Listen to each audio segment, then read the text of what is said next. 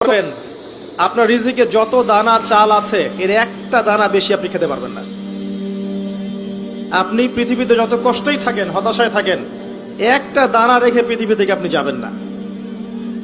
তাই রিজিকের জন্য ঘুষ, সুদ, দুর্নীতি, অন্যের সম্পদ আত্মসাৎ করা, প্রতারণা, সিন্ডিকেট, মাপে কম দেওয়া, এগুলো ছেড়ে দেন।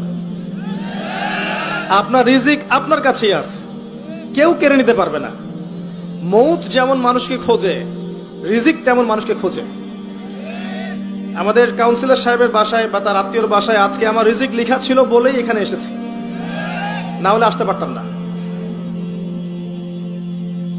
তো তাকদীর লেখা হয়ে গেছে, এটাকে বলে তাকদীর।